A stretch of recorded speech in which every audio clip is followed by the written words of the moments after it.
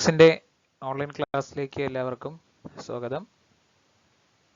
ഇന്നത്തെ ക്ലാസ്സിൽ കഴിഞ്ഞ ക്ലാസ്സിൽ പഠിപ്പിച്ചതിന്റെ ബാക്കി ഭാഗം തന്നെയാണ്. Discovery of neutron. Chadwick felt that by bombarding a thin sheet of beryllium by alpha particles. അപ്പോൾ ഇതിൽ ചാഡ്വിക് എന്ന് പറയുന്ന സയന്റിസ്റ്റിന്റെ പേരാണ് ജെയിംസ് ചാഡ്വിക്. അദ്ദേഹമാണ് ന്യൂട്രോൺ കണ്ടെത്തിയത്.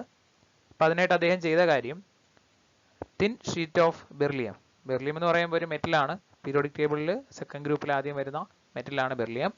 അപ്പോൾ തിൻ ഷീറ്റ് ഓഫ് ബെർലിയം എടുത്തു, അതിലേക്ക് എന്ത് ചെയ്തു, ആൽഫ പാർട്ടിക്കിൾസ് കൊണ്ട് ഇടിപ്പിച്ചു. അപ്പോൾ ആൽഫ പാർട്ടിക്കിൾസ് എന്ന് പറയുമ്പോൾ ഒരു റേഡിയേഷൻ ആണ്. അപ്പോൾ നിങ്ങൾക്ക് പരിചയം ഉണ്ടാവും, എക്സ്റേ, ഗാമാറേ, അതൊക്കെ റേഡിയേഷൻസ് ആണ്. അതേപോലെ വരുന്ന റേഡിയേഷൻ ആണ് ഏതും ആൽഫ പാർട്ടിക്കിൾസും. അപ്പോൾ ബെർലിയം ഷീറ്റിലേക്ക് ആൽഫ പാർട്ടിക്കിൾസ് കൊണ്ട് ഇടിപ്പിച്ചു. അപ്പം അങ്ങനെ ഇടിപ്പിച്ചപ്പോൾ electrically neutral particles having a mass slightly greater than that of the proton was emitted. അപ്പോൾ ഇവിടെ ഇലക്ട്രിക്കലി ന്യൂട്രൽ ആയിട്ടുള്ള കുറച്ച് പാർട്ടിക്കിൾസ് ആ ബെർലിയം ഷീറ്റിൽ നിന്ന് എമിറ്റ് ചെയ്യുന്നത് കണ്ടെത്തി. അതിൻ്റെ പ്രത്യേകത എന്ന് പറഞ്ഞാൽ എന്താണ്? Having a mass slightly greater than that of the protons. അതായത് പ്രോട്ടോണിനേക്കാളും മാസ് ഉള്ള ന്യൂട്രൽ ആയിട്ടുള്ള പാർട്ടിക്കിൾസ് അതിൽ നിന്ന് എമിറ്റ് ചെയ്തു, ബെർലിയം ഷീറ്റിൽ നിന്ന് എമിറ്റ് ചെയ്തു. അപ്പോൾ he named these neutral particles as neutrons. ആ പാർട്ടിക്കിൾസിനെയാണ് അദ്ദേഹം ന്യൂട്രോൺസ് എന്ന് വിളിച്ചത്. അപ്പോൾ നമ്മൾ ഈ കണ്ടത് ന്യൂട്രോൺസിൻ്റെ കണ്ടുപിടുത്തമാണ്. അപ്പോൾ ഒന്നുകൂടെ പറയാം. അപ്പോൾ ജെയിംസ് ചാഡ്വിക് എന്ന് പറയുന്ന സയൻറ്റിസ്റ്റ് ആ തിൻ ഷീറ്റ് ഓഫ് ബെർലിയം, അപ്പോൾ ബെർലിയം എന്ന് പറയുന്ന മെറ്റലിൻ്റെ തിൻ ഷീറ്റിലേക്ക് ആൽഫ പാർട്ടിക്കിൾസ് കൊണ്ട് ഇടിപ്പിച്ചു. അങ്ങനെ ഇടിപ്പിച്ചപ്പോൾ ഇലക്ട്രിക്കലി ന്യൂട്രൽ ആയിട്ടുള്ള പാർട്ടിക്കിൾസ് എമിറ്റ് ചെയ്യുന്നതായിട്ട് കണ്ടെത്തി. അപ്പോൾ ആ പാർട്ടിക്കിൾസിനെ അദ്ദേഹം വിളിച്ച പേരാണ് ന്യൂട്രോൺസ്. അപ്പോൾ പിന്നൊരു കാര്യം ഇവിടെ പറഞ്ഞിട്ടുണ്ട്, ന്യൂട്രോൺസിൻ്റെ മാസ് പ്രോട്ടോണിനേക്കാളും കുറച്ചും കൂടി ഗ്രേറ്റർ ആണ്. ഓക്കെ, അതാണ് ഡിസ്കവറി ഓഫ് ന്യൂട്രോണിൽ പറയാനുള്ളത്. അപ്പോൾ അതുമായി ബന്ധപ്പെട്ടിട്ടുള്ള ഒരു അനിമേഷൻ വീഡിയോ നമുക്ക് കാണാം. അപ്പോൾ ഇതാണ് ജെയിംസ് ചാഡ്വിക്. അദ്ദേഹം ചെയ്ത കാര്യം, ഒരു ബെർലിയം മെറ്റലിൻ്റെ ഷീറ്റാണിത്.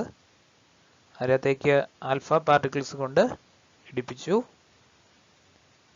ആൽഫ പാർട്ടിക്കിൾസ് കൊണ്ട് ഇടിച്ചപ്പോൾ ആ ബെർലിയം ഷീറ്റിൽ നിന്ന് ഇലക്ട്രിക്കലി ന്യൂട്രൽ ആയിട്ടുള്ള പാർട്ടിക്കിൾസ് എമിറ്റ് ചെയ്യുന്നു. അപ്പോൾ അത് ഇലക്ട്രിക്കലി ന്യൂട്രൽ ആയതുകൊണ്ട് തന്നെ അത് ഇലക്ട്രിക് ഫീൽഡ് അപ്ലൈ ചെയ്താലോ അല്ലെങ്കിൽ മാഗ്നറ്റിക് ഫീൽഡ് അപ്ലൈ ചെയ്താലോ അതിൻ്റെ പാത്തിലൊന്നും യാതൊരു ഡീവിയേഷനും വരില്ല. അപ്പോൾ ആ പാർട്ടിക്കിളിനെ ചാർജ് സീറോയാണ്. നമുക്കറിയാം ന്യൂട്രോണിൻ്റെ ചാർജ് ഇല്ല, സീറോയാണ്. അപ്പോൾ ഇതാണ് ആ ഒരു എക്സ്പെരിമെൻ്റ് എന്ന് പറയുന്നത്. ഓക്കെ, നെക്സ്റ്റ് ഇലക്ട്രോണിൻ്റെയും പ്രോട്ടോണിൻ്റെയും ന്യൂട്രോണിൻ്റെയും കുറിച്ചുള്ള കുറച്ച് ഡീറ്റെയിൽസ് ആണ്. അപ്പോൾ ഇലക്ട്രോൺ, പ്രോട്ടോൺ, ന്യൂട്രോൺ, അതിനെ നമ്മൾ സിംബോളിക്കായിട്ട് റെപ്രസെൻ്റ് ചെയ്യുന്നത് ഇലക്ട്രോൺ ആണെങ്കിൽ സ്മാൾ ലെറ്റർ ഇ, പ്രോട്ടോൺ ആണെങ്കിൽ സ്മാൾ ലെറ്റർ പി, ന്യൂട്രോൺ ആണെങ്കിൽ സ്മാൾ ലെറ്റർ എൻ. പിന്നെ അതിൻ്റെ ചാർജിൻ്റെ യഥാർത്ഥ വാല്യൂ അബ്സല്യൂട്ട് ചാർജ്. അപ്പോൾ ഇലക്ട്രോണിൻ്റെ ചാർജ് എന്ന് പറയുന്നത് -1.602176 ഇൻറ്റു 10⁻⁻⁹ കൂളോം ആണ്. ചാർജിൻ്റെ യൂണിറ്റ് ആണ് കൂളോം. അപ്പോൾ ഇത്രയുമാണ് അതിൻ്റെ ചാർജിൻ്റെ മാഗ്നിറ്റ്യൂഡ് എന്ന് പറയുന്നത്, അതിൻ്റെ വാല്യൂ. അതേപോലെ പ്രോട്ടോണിൻ്റെ ചാർജ് എന്ന് പറയുന്നത് +1.602176 ഇൻറ്റു 10⁻⁻⁹ ആണ്. അപ്പോൾ ഇത് രണ്ടും ഒരേ വാല്യൂ ആണ്, പക്ഷേ അതിൻ്റെ ചാർജിൻ്റെ ആ ഒരു മാഗ്നിറ്റ്യൂഡ്, ഇത് നെഗറ്റീവാണ്, ഇതൊരു പോസിറ്റീവാണ്. അപ്പോൾ അതിനെ റിലേറ്റ് ചെയ്തിട്ട് നമ്മൾ പൊതുവായി ഉപയോഗിക്കുന്നത് ഇലക്ട്രോണിൻ്റെ ചാർജ് ആണെങ്കിൽ ഒരു നെഗറ്റീവ് ചാർജ് ഒരു ഇലക്ട്രോണിനെന്നും, പ്രോട്ടോൺ ആണെങ്കിൽ ഒരു പോസിറ്റീവ് ചാർജ് ഒരു പ്രോട്ടോണിനെന്നും കണക്കാക്കും.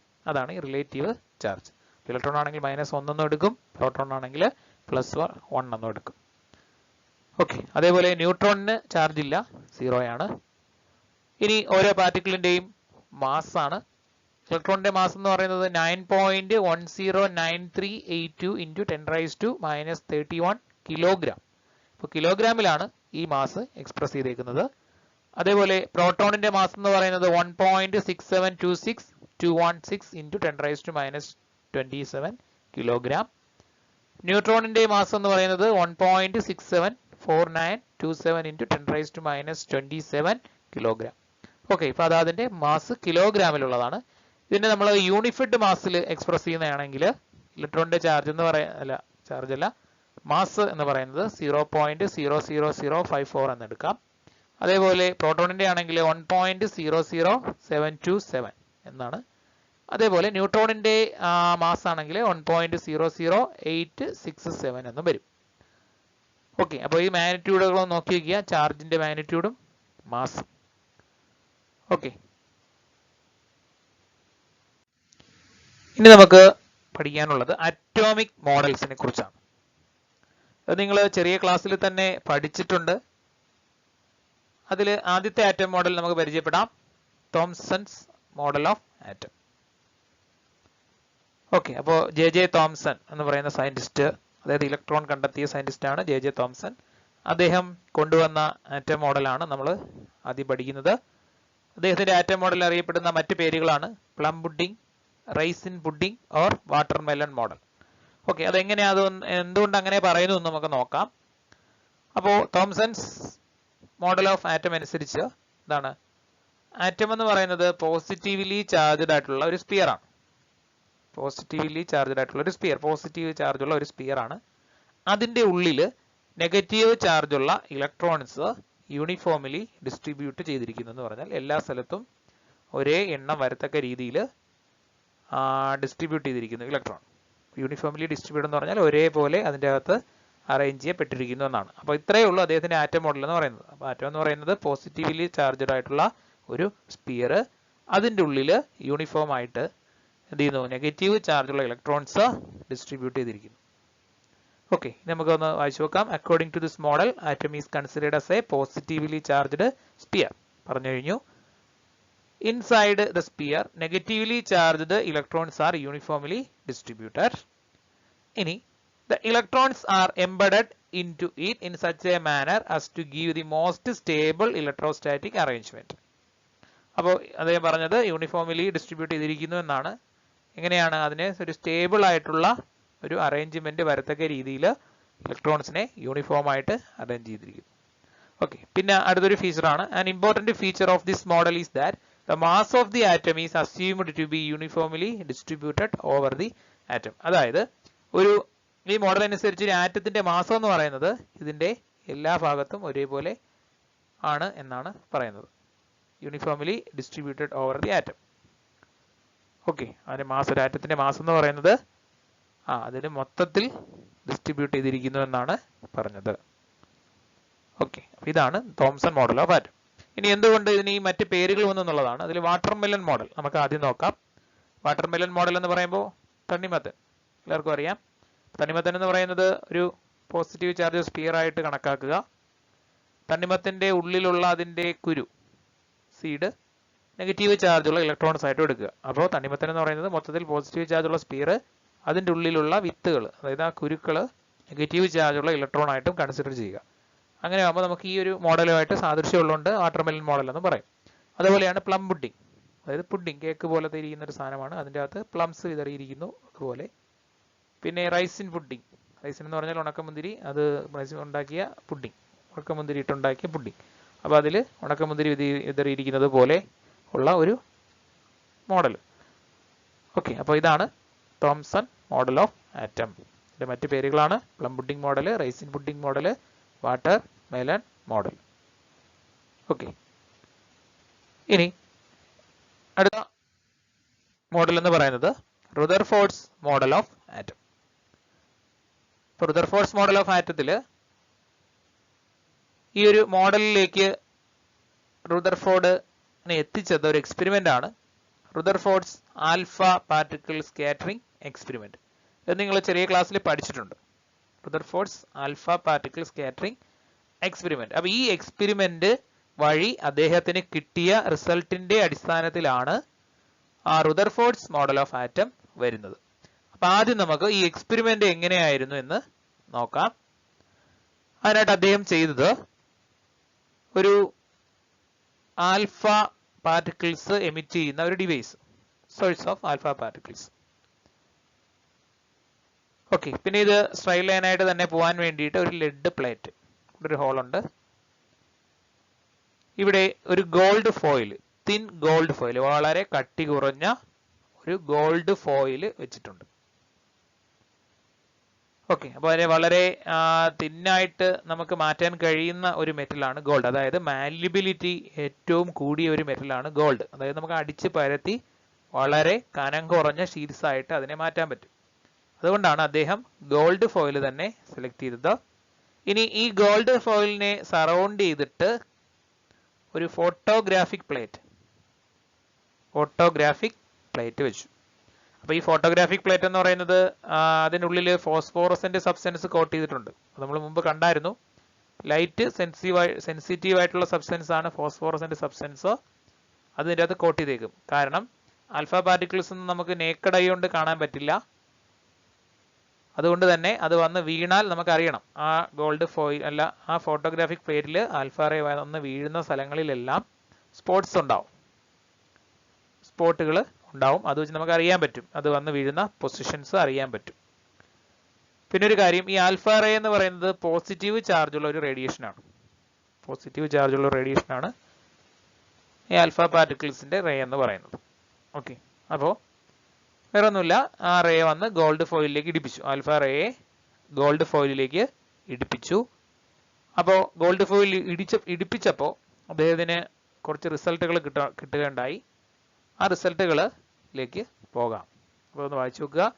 A stream of high energy alpha particles from A radio active source was directed at A thin of gold metal. അപ്പോൾ സോഴ്സ്, ആൽഫ പാർട്ടിക്കിളിന്റെ സോഴ്സ് അതാണ് റേഡിയോ ആക്റ്റീവ് സോഴ്സ് എന്നാണ് പറഞ്ഞേക്കുന്നത്. അതിൽ നിന്ന് ആൽഫ പാർട്ടിക്കിൾസ് എമിറ്റ് ചെയ്തു, അതിനെ ഒരു തിന്നായിട്ടുള്ള ഗോൾഡ് ഫോയിലിലേക്ക് ഇടിപ്പിച്ചു. ഇനി ഇവിടെ സംഭവിച്ചത്, ഇത് thin gold foil had a circular fluorescent zinc sulphide screen around it. അപ്പോൾ ഇവിടെ ഫ്ലൂറസെന്റ് അല്ലെങ്കിൽ ഫോസ്ഫോറസെന്റ് ആയിട്ടുള്ള ഒരു സ്ക്രീൻ വെക്കണമെന്നാണ് പറഞ്ഞത്. അപ്പോൾ ഇവിടെ നമുക്ക് എടുക്കാം circular fluorescent zinc sulphide screen. അപ്പോൾ സിങ്ക് സൾഫൈഡ് കോട്ട് ചെയ്തിട്ടുള്ള ഫ്ലൂറസെന്റ് ആയിട്ടുള്ള ഒരു സ്ക്രീൻ ഉപയോഗിച്ചിരിക്കുന്നു. ഇനി whenever alpha particles struck the screen, a tiny flash of light was produced at that point. അപ്പോൾ ഈ ഗോൾഡ് ഫോയിലൊക്കെ റിഫ്ലക്ട് ചെയ്തിട്ട് കുറച്ച് ആൽഫ പാർട്ടിക്കിൾസ് ഈ ഫ്ലൂറസെന്റ് ആയിട്ടുള്ള അല്ലെങ്കിൽ ഈ ഫോട്ടോഗ്രാഫിക് പ്ലേറ്റിൽ വീഴുന്ന സ്ഥലങ്ങളിലെല്ലാം ഒരു tiny flash of light produce ചെയ്യും. അതായത് ഒരു സ്പോട്ട് പ്രൊഡ്യൂസ് ചെയ്യും. അപ്പോൾ നമുക്ക് ആ സ്പോട്ട് വെച്ചിട്ട് മനസ്സിലാക്കാം അവിടെയൊക്കെ എന്ത് വന്ന് പതിച്ചിട്ടുണ്ട്, ആൽഫ പാർട്ടിക്കിൾസ് വന്ന് പതിച്ചിട്ടുണ്ടെന്ന്. ഓക്കെ, ഇതാണ് ആ ഒരു എക്സ്പെരിമെന്റ് എന്ന് പറയുന്നത്. ഇനി നമുക്ക് ഇതിന്റെ റിസൾട്ടിലേക്ക് പോകാം. ഇങ്ങനെ ചെയ്തപ്പോൾ അദ്ദേഹത്തിന് കിട്ടിയ റിസൾട്ടുകളാണ്. അപ്പോൾ ഈ ഒരു ഫിഗർ ശ്രദ്ധിക്കുക. നമുക്ക് ഈ ബ്ലൂ കളറിൽ കാണിച്ചിരിക്കുന്നത് ആ ഗോൾഡ് ഫോയിലുള്ള ആറ്റംസ് ആണ് എന്നെടുക്കാം. ഗോൾഡ് ഫോയിലുള്ള ആറ്റംസ് ആണ് ഈ കാണിച്ചിരിക്കുന്നത്. ഓക്കെ, അപ്പോൾ ഇവിടെ ബീം ഓഫ് ആൽഫ പാർട്ടിക്കിൾസ് വരുവാണ് ഗോൾഡ് ഫോയിലിലേക്ക്. അപ്പോൾ അതിൽ നിന്ന് കിട്ടിയ ഫസ്റ്റ് റിസൾട്ട് എന്ന് പറയുന്നത്, ആ റിസൾട്ട് നമുക്ക് അതിന്റെ സ്പോട്ട് വെച്ച് ഫ്ലൂറസെന്റ് സ്ക്രീനിൽ വന്ന് വീഴുന്ന സ്പോട്ടുകൾ വെച്ചിട്ടാണ് മനസ്സിലാക്കിയത്. അപ്പോൾ അതിൽ ആദ്യത്തെ ഒബ്സർവേഷൻ എന്ന് പറയുന്നത്, most of the alpha particles passed through the gold foil and deflected. അപ്പോൾ most of the alpha particles passed through the gold foil and deflected എന്ന് പറഞ്ഞാൽ ഇതുവഴി പോയ ആൽഫ പാർട്ടിക്കിൾസിൽ ഭൂരിഭാഗവും എന്താണ്, ആ സ്ട്രൈറ്റ് ലൈൻ ആയിട്ട് തന്നെ യാതൊരു ഡിഫ്ലക്ഷനും കൂടാതെയാണ് പാസ് ചെയ്ത് പോയത്. ഗോൾഡ് ഫോയിലിലൂടെ കടന്നുപോയി ഫോട്ടോഗ്രാഫിക് ഫിലിമിൽ വീണത്. അപ്പോൾ സ്ട്രൈറ്റ് ലൈൻ ആയിട്ട് പോയി. മോസ്റ്റ് ഓഫ് ദി ആൽഫ റൈസും എന്തായിട്ട് പോയി, സ്ട്രൈറ്റ് ലൈൻ ആയിട്ട് പോയി. യാതൊരു ഡീവിയേഷനും കൂടാതെ സ്ട്രൈറ്റ് ലൈൻ ആയിട്ട് പാസ് ചെയ്ത് പോയി. ഇനി സെക്കൻഡ് ഒബ്സർവേഷൻ എന്ന് പറയുന്നത്, a small fraction of the alpha particles was deflected by small angles. അപ്പോൾ a small fraction of the alpha particles was deflected by small angles എന്ന് പറഞ്ഞാൽ കുറച്ച് ആൽഫ പാർട്ടിക്കിൾസ് എന്ത് ചെയ്തു, ചെറിയ രീതിയിൽ ഡീവിയേറ്റ് ചെയ്തു. ഡിഫ്ലക്റ്റഡ് ആൽഫ പാർട്ടിക്കിൾസ് എന്ന് കൊടുത്തിട്ടുണ്ട്. അപ്പോൾ കുറച്ചെണ്ണം എന്ത് ചെയ്തു, ആറ്റത്തിലൂടെയൊക്കെ കടന്നുപോയി ചെറിയ ഡീവിയേഷനിൽ, അതായത് ഒരെണ്ണം ചെറിയ ഡീവിയേഷനിൽ പോയി, ഇതാണ്ട ഇവിടെ നിന്ന് വന്നു, ഇവിടെ നിന്ന് ഇങ്ങനെ ഡീവിയേഷൻ സംഭവിച്ചു പോയി. അപ്പോൾ വളരെ കുറച്ചെണ്ണം എന്ത് ചെയ്തു, ഡീവിയേഷൻ സംഭവിച്ച് പോയി സ്മാളർ ആംഗിൾസിൽ. ഇനി അടുത്ത ഒബ്സർവേഷൻ മൂന്നാമത്തത്, A very few alpha particles, അതായത് ഇവിടെ ഒരു ഏകദേശ കണക്കൊക്കെ പറഞ്ഞിട്ടുണ്ട്, 20,000-ൽ 1 എന്നുള്ള രീതിയിലൊക്കെ, ബൗൺസ്ഡ് ബാക്ക്. എന്ന് പറഞ്ഞാൽ ചെന്ന് ഇടിച്ചതുപോലെ തിരിച്ചു വന്നു. ഇതാണ് ഡിഫ്ലക്റ്റഡ് ആൽഫ പാർട്ടിക്കിൾസ്. ആ ഒരു ചെന്ന് ഇടിച്ചതുപോലെ, അതായത് എങ്ങനെയാണോ പോയത് അതേപോലെ ചെന്ന് ഇടിച്ചതുപോലെ അങ്ങ് തിരിച്ചു വന്നു.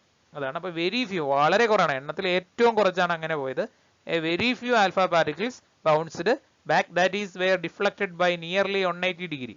അപ്പോൾ 180 ഡിഗ്രി ഇടണമെങ്കിൽ വന്ന് ഇടിച്ച് അതേ പാത്തിൽ കൂടെ തന്നെ തിരിച്ചു പോയി കാണും. അപ്പൊ ഇങ്ങനെ 3 ഒബ്സർവേഷൻസ് ആണ് അദ്ദേഹത്തിന് ഈ പറഞ്ഞ ആൽഫ റേ സ്കാറ്ററിംഗ് എക്സ്പെരിമെന്റിലൂടെ കിട്ടിയത്. അപ്പോൾ കൂടുതൽ ആൽഫ പാർട്ടിക്കിൾസും സ്ട്രൈറ്റ് ലൈൻ ആയിട്ട് ആറ്റങ്ങളുടെ ഇടയിലൂടെ പാസ് ചെയ്തു പോയി. അതിലും കുറച്ച് ആൽഫ പാർട്ടിക്കിൾസ് എന്ത് ചെയ്തു, സ്മാളർ ആംഗിൾസിൽ ഡീവിയേറ്റ് ചെയ്തു. അതിലും കുറച്ചെണ്ണം, അതായത് എണ്ണത്തിൽ ഏറ്റവും കുറവ് എന്ത് ചെയ്തു, നല്ല രീതിയിൽ ചെന്ന് ഇടിച്ചതുപോലെ തിരിച്ചു വന്നു, ബൗൺസ് ബാക്ക് ചെയ്തു. ഏകദേശം 180 ഡിഗ്രി ആംഗിളിലൊക്കെ ബൗൺസ് ബാക്ക് ചെയ്തു. അങ്ങനെ 3 ഒബ്സർവേഷൻ അദ്ദേഹത്തിന് കിട്ടി. Okay.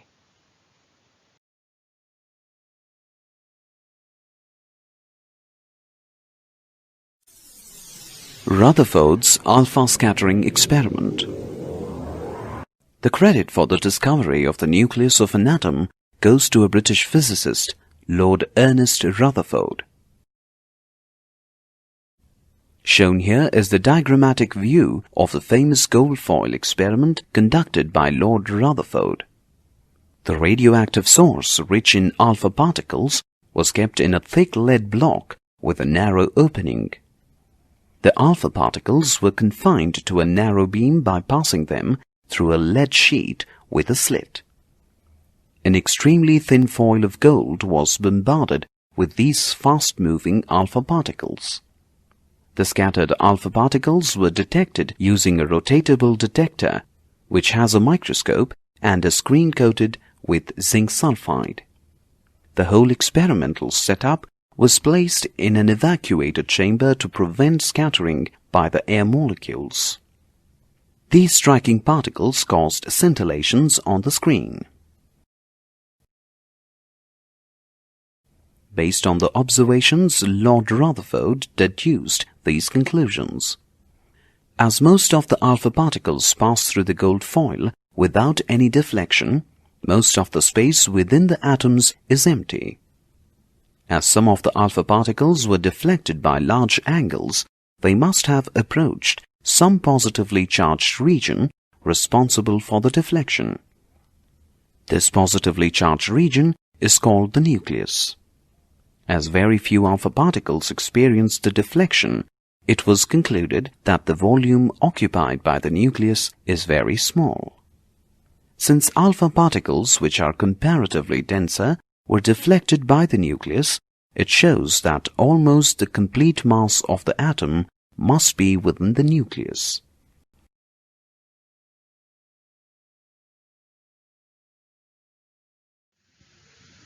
Okay.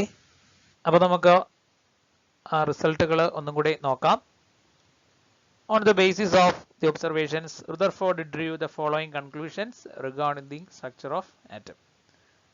So first, most of the space in the atom is empty, as most of the alpha particles passed through the foil and deflected. അതായത് നമ്മൾ പറഞ്ഞായിരുന്നു, most of the alpha particles, അതായത് എണ്ണത്തിൽ കൂടുതൽ alpha പാർട്ടിക്കിൾസും straight line ആയിട്ടാണ് പോയത്. അതിനർത്ഥം ഒരു ആറ്റത്തിനുള്ളിൽ എംപ്റ്റി സ്പേസ് ആണ് കൂടുതൽ. അതായത് ആ ഗോൾഡ് ഫോയിലിൽ ഗോൾഡ് ആറ്റംസ് ഉണ്ട്. ആ ഗോൾഡ് ആറ്റംസിലുള്ള എംപ്റ്റി സ്പേസസിലൂടെ പാസ് ചെയ്ത് പോയ ആൽഫ റൈസ് ആണ് സ്ട്രൈറ്റ് ലൈനായിട്ട് യാതൊരു ഡിഫ്ലക്ഷനും കൂടാതെ അതുവഴി കടന്നുപോയത്. അപ്പോൾ കൂടുതൽ റൈസും അങ്ങനെ യാതൊരു ഡീവിയേഷനും കൂടാതെ കടന്നുപോയി എന്ന് കിട്ടിക്കഴിഞ്ഞാൽ അതൊന്നും നമുക്ക് എന്ത് മനസ്സിലാക്കാം, ആറ്റത്തിനുള്ളിൽ എംപ്റ്റി സ്പേസസ് കൂടുതലാണ് എന്ന് മനസ്സിലാക്കാം. ആറ്റത്തിനുള്ളിലെ എംപ്റ്റി സ്പേസസ് ഒരുപാടുണ്ട് എന്ന് മനസ്സിലാക്കാം. അതാണ് ഫസ്റ്റ് പോയിന്റ്. അപ്പോൾ most of the space in the atom is empty as most of the alpha particles pass through the foil and deflected. Okay. ഇനി രണ്ടാമത് പറഞ്ഞത് കുറച്ച് ആൽഫ പാർട്ടിക്കിൾസ് ചെറിയ രീതിയിൽ ഡീവിയേറ്റ് ചെയ്ത് പോയി. അതിൽ നിന്ന് കിട്ടിയ കൺക്ലൂഷൻ ആണ്. ആദ്യം വായിച്ചു നോക്കാം. A few positively charged alpha particles were deflected. The deflection must be due to the enormous repulsive force showing that the positive charge of the atom. അപ്പോൾ അതിന്റെ കാര്യം വേറൊന്നുമില്ല, ആൽഫ പാർട്ടിക്കിൾസിന്റെ ചാർജ് നേരത്തെ പറയേണ്ടായി, എന്താണ്, പോസിറ്റീവ് ചാർജ് ആണ്. അപ്പോൾ പോസിറ്റീവ് ചാർജ് ഉള്ള ഒരു പാർട്ടിക്കിളിന്റെ റേ ആണത്. അപ്പോൾ ആ റേ ഡിഫ്ലക്ട് ചെയ്ത് പോകണമെങ്കിൽ ആറ്റത്തിനുള്ളിലും വേറൊരു പോസിറ്റീവ് ചാർജിന്റെ പ്രസൻസ് വേണം. ആറ്റത്തിനുള്ളിൽ വേറൊരു പോസിറ്റീവ് ചാർജിന്റെ പ്രസൻസ് ഉണ്ട്. അതുകൊണ്ടാണ് അതിന്റെ സമീപത്തായിട്ട് പോയ ആൽഫ റൈസ് ആ പോസിറ്റീവ് ചാർജോട് റിപ്പിൾ ചെയ്തു. അപ്പോൾ സെയിം ചാർജസ് ആണെങ്കിൽ റിപ്പിൾ ചെയ്യും. ആൽഫ റേയും പോസിറ്റീവ് ചാർജ് ഉള്ള റൈസ് ആണ്. ആറ്റത്തിനുള്ളിലും വേറൊരു പോസിറ്റീവ് ചാർജിന്റെ പ്രസൻസ് ഉണ്ട് എങ്കിൽ ഈ പോസിറ്റീവ് ചാർജും ആറ്റത്തിനുള്ളിലെ പോസിറ്റീവ് ചാർജും തമ്മിൽ ഡീവിയേറ്റ് ചെയ്യും. റിപ്പൾഷൻ കാരണം ഡീവിയേറ്റ് ചെയ്ത് പോകും. അപ്പോൾ അങ്ങനെ കുറച്ച് ആൽഫ പാർട്ടിക്കിൾസ് ഡീവിയേറ്റ് ചെയ്തതിന്റെ കാരണം ആറ്റത്തിനുള്ളിൽ ഒരു പോസിറ്റീവ് ചാർജിന്റെ പ്രസൻസ് ഉള്ളത് കൊണ്ടാണ്. ഓക്കെ, അപ്പോൾ അതാണ് ഇപ്പൊ പറഞ്ഞതിനർത്ഥം. ബാക്കിയൂടി the positive charge has to be concentrated in a very small volume that repelled and reflected the positively charged alpha particles. അപ്പോൾ എണ്ണത്തിൽ കൂടുതൽ ആൽഫ റൈസും അങ്ങനെ ആ ഡീവിയേഷൻ സംഭവിച്ച് പോയില്ല, കൂടുതൽ സ്ട്രൈറ്റ് ലൈനാണ് പോയത്. അതിനർത്ഥം ഈ പോസിറ്റീവ് ചാർജ് കോൺസെൻട്രേറ്റ് ചെയ്തിരിക്കുന്നത് ഒരു ആറ്റത്തിനുള്ളിൽ കോൺസെൻട്രേറ്റ് ചെയ്തിരിക്കുന്നത് വെരി സ്മാൾ വോളിയത്തിലാണ്. എന്ന് പറഞ്ഞാൽ ആ പോസിറ്റീവ് ചാർജ് ഇരിക്കുന്ന ആ ഒരു സെന്റർ എന്ന് പറയുന്നത് വളരെ ചെറുതാണെന്ന്. ഓക്കെ, അപ്പോൾ പോസിറ്റീവ് ചാർജ് ആറ്റത്തിനുള്ളിൽ മൊത്തത്തിലാണ് നിന്നിരുന്നെങ്കിൽ കൂടുതൽ റൈസും ഇങ്ങനെ ഡിഫ്ലക്ഷൻ സംഭവിച്ച് പോകണമായിരുന്നു. അപ്പോൾ അങ്ങനെ പോയില്ല, കാരണം ആറ്റത്തിനുള്ളിൽ പോസിറ്റീവ് ചാർജിന്റെ പ്രസൻസ് ഉണ്ടെങ്കിലും അത് ഇരിക്കുന്ന ആ ഒരു സ്പേസിന്റെ വോളിയം എന്ന് പറയുന്നത് വളരെ കുറവാണ്. അതാണ് ഈ സെക്കൻഡ് പോയിന്റ് എന്ന് പറയുന്നത്. A few positively charged alpha particles were deflected. The deflection must be due to the enormous repulsive force, showing that the positive charge of the atom. ആറ്റത്തിനുള്ളിൽ ഒരു പോസിറ്റീവ് ചാർജ് ഉണ്ട് എന്ന് മനസ്സിലാക്കാം. The positive charge has to be concentrated in a very small volume that repelled and deflected the positively charged alpha particles. ആ positive ചാർജിന്റെ presence ഉള്ളത് കൊണ്ടാണ് കുറച്ച് alpha raise എന്ത് ചെയ്തത്, ചെറിയ രീതിയിൽ ഡിഫ്ലക്ട് ചെയ്ത് പോയത്, റിപ്പൾഷൻ കാരണം. Okay, that point calculations by Rutherford showed that the volume occupied in the nucleus is negligibly small as compared to the total volume of the atom. അപ്പോൾ ഈ പോസിറ്റീവ് ചാർജ് ഉള്ള സെന്റർ എന്ന് പറയുമ്പോൾ അതിന്റെ nucleus ആണ്. അപ്പൊ ന്യൂക്ലിയസിൽ ഏതൊക്കെ പാർട്ടിക്കിൾ ഉണ്ട്? പ്രോട്ടോൺ ഉണ്ടെന്ന് നമുക്കറിയാം. ആ പ്രോട്ടോണിന്റെ ചാർജ് ആണ് ആ ആറ്റത്തിനുള്ളിലെ പോസിറ്റീവ് ചാർജ് എന്ന് നമ്മൾ പറഞ്ഞത്. അപ്പൊ ആറ്റത്തിനുള്ളിൽ പ്രോട്ടോൺ ഉണ്ട്, ആ പ്രോട്ടോണിന്റെ ചാർജ് ആണ് പോസിറ്റീവ് ചാർജ്. പ്രോട്ടോൺ ഇരിക്കുന്നത് എവിടെയാണ്? ന്യൂക്ലിയസിലാണ്, നമുക്ക് ഇന്നറിയാം അല്ലെ? അപ്പൊ നമുക്ക് ഇന്നറിയാം. അപ്പൊ ആ ഒരു പോസിറ്റീവ് ചാർജ് ഇരിക്കുന്ന ആറ്റത്തിന്റെ ന്യൂക്ലിയസിന്റെ വോളിയം എന്ന് പറയുന്നത് ആ ആറ്റത്തിന്റെ മൊത്തത്തിലുള്ള വോളിയമായിട്ട് കമ്പയർ ചെയ്യുമ്പോൾ വളരെ ചെറുതാണ്.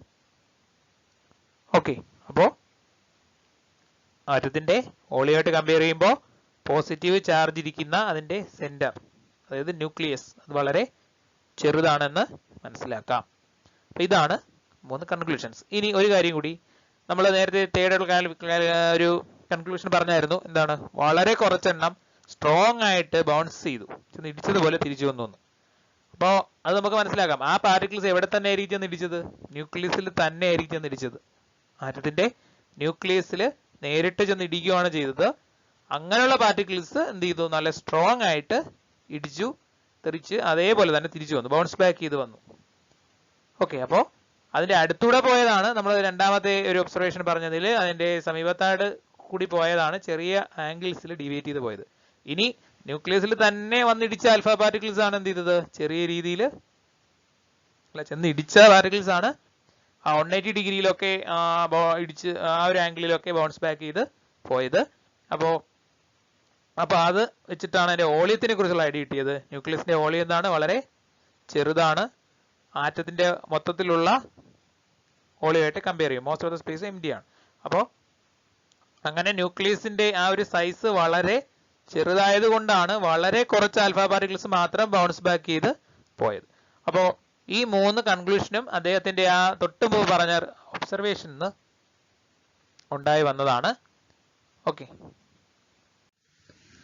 ഇനി ഈ ഒബ്സർവേഷനും കൺക്ലൂഷനും വെച്ചുകൊണ്ട് അദ്ദേഹം അവതരിപ്പിച്ച ആറ്റം മോഡലാണ്. On the basis of above observations and conclusions, Rutherford proposed the nuclear model of atom. According to this model, എന്തൊക്കെയാണ്? 4 പോസ്റ്റേറ്റ്സ് ഉണ്ട്.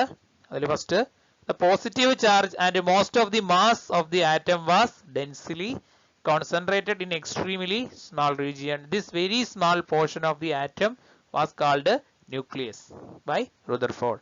അപ്പോൾ അദ്ദേഹം പറഞ്ഞ കാര്യം, പോസിറ്റീവ് ചാർജും പിന്നെ ഒരു ആറ്റത്തിന്റെ മാസും കോൺസെൻട്രേറ്റ് ചെയ്തിരിക്കുന്നത് എവിടെയാണ്?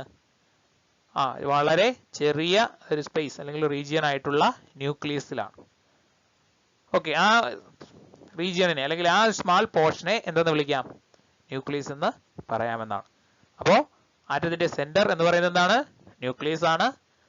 ആ ന്യൂക്ലിയസിന്റെ സൈസ് വളരെ ചെറുതാണെന്ന് പറഞ്ഞു.